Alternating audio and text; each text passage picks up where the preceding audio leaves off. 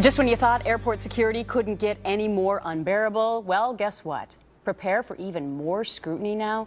The TSA warning that terrorists are seriously considering a new tactic, surgically implanting explosive devices. It could mean big changes in the screening procedures again, and chances are they won't be less intrusive.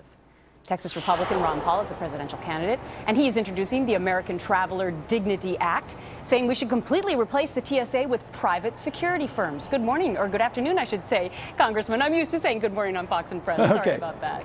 Good afternoon. So you are introducing this new plan to privatize, I guess, what's now known as the TSA. How would that make it better? Well, it'll make it efficient. There's no history to show that government bureaucrats are ever more efficient than the private market.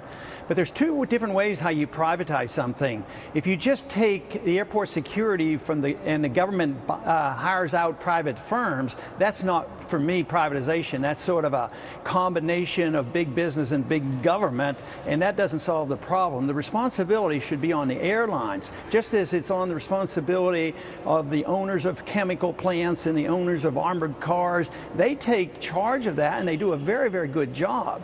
And the government was in charge of security before 9/11. They did a lousy job. They prohibited guns from being on the airplane, and they said nobody should resist. And so we set the stage for 9/11.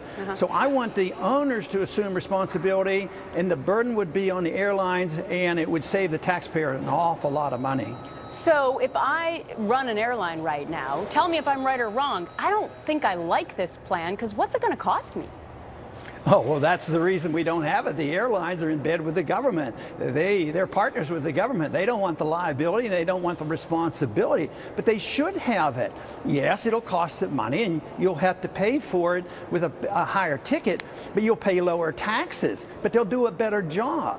And it's going to be so much more efficient. They're not going to take x-rays of you in the nude, and they're not going to prod and poke you. They're not going to prod and poke little kids and 95-year-old women. They're going to figure it out because they got to treat them like customers. So it's all the difference in the world. But Congressman Paul, you're on Capitol Hill. You know that there's a lot of waste of taxpayer dollars. Are you just assuming that if we privatize this, that all the tax dollars that were going to the TSA would suddenly be given back to us?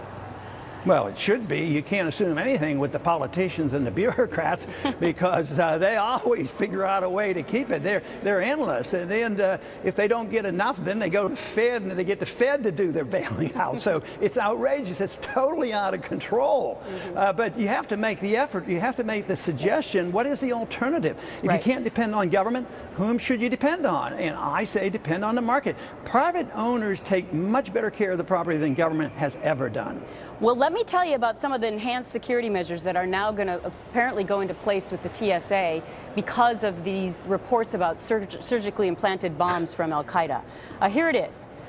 More behavior detection officers, more airport interviews and pat-downs.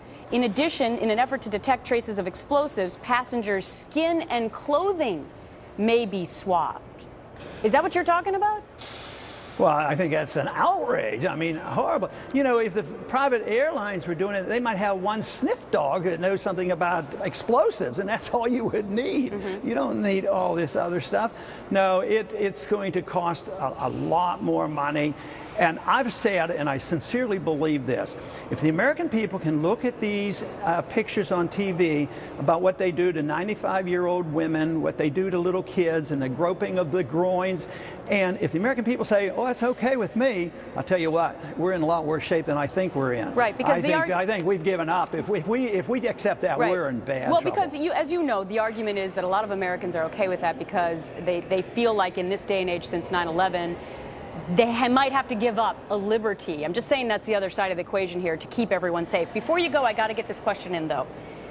If you privatize airport screening and security, how does profiling fit into that? Well, they're allowed to.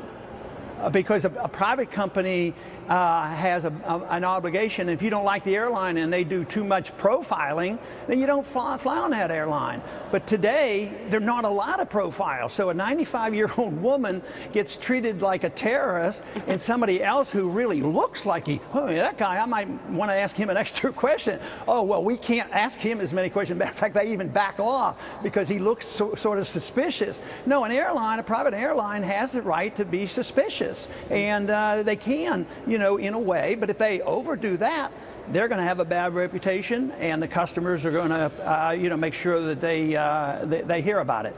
Very interesting. Let us know how your new plan, the American Traveler Dignity Act, let us know if it's successful or not. Congressman Ron Paul, always great to see you. Thanks so much. Have a good weekend.